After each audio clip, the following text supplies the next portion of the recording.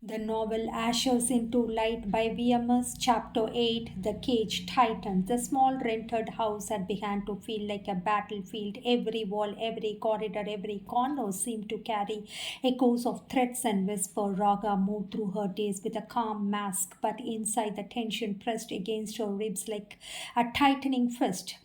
Rajiv, the landlord, had grown restless. He sensed her slipping away. You think you can pack your bags and vanish, madam? He sneered. One evening, as she hung clothes to dry, I know what you are up to, Dubai. Ah, a woman like you alone there. Do you think you will be safe? Better stay. You are under my care. I am here for you to take care of you and your son as mine. I will make your husband away from you. His tone was both mocking and menacing. Raga didn't reply. She gathered the clothes quickly, her hands trembling, but silence only emboldened him. A few nights later, as she stepped into the courtyard, he blocked her way and forced her for his perverted needs. You owe me loyalty, he said, his eyes burning. Without me, you would have been on the streets long ago. Don't forget that. If you try to leave, I will make sure your name is dragged through the mud. Raga stared at him, fury rising in her throat, but fear chained her voice. She brushed past him, clutching Arjun's hand, and locked the door behind her.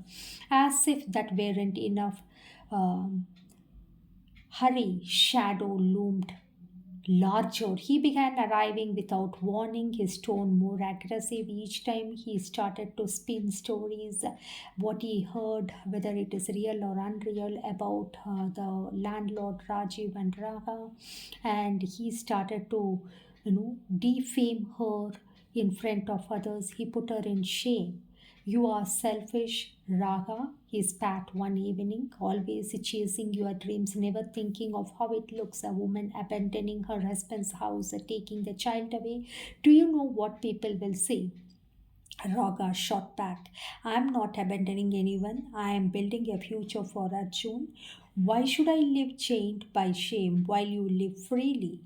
Hari's eyes darkened because that is how the world works, and I will not let you defy it. His words chilled her, but they also hardened her resolve. But between them, Raga felt the noose tightening. Raju, with his raw powder, political connections, money, thuggish control, Hari with his legal rights and social weaponry, two men circling her like vultures, each trying to claim her and her child.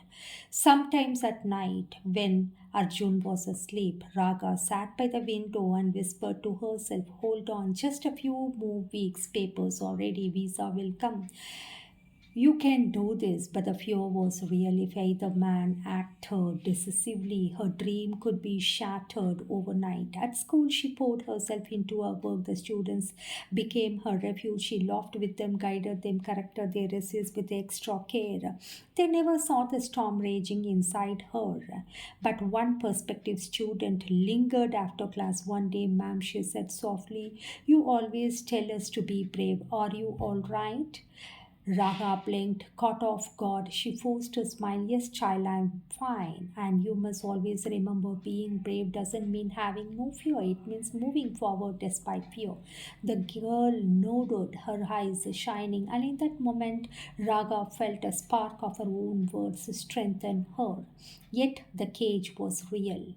Rajiv grew more aggressive, Hari more insistent, neighbors whispered, even colleagues began to drop hints, and the eavesdropping became vibrant. Gossip mongers are everywhere, and her neighbors turned all their ears open to what is happening in her house. We hear things, Raga, is it true you are leaving? Is it true your marriage is in trouble? Everywhere she turned, scrutiny followed her. She began to dream of doors closing, walls pressing in. She woke in sweat, gasping. But in the morning, she rose dressed for work, packed Arjun's lunch, and carried on because she knew one thing, cages tighten only to test the strength of wings. And Anita's wings, though brushed, bruised, and it's weak and fragile, were still ready to break free. End of chapter 8.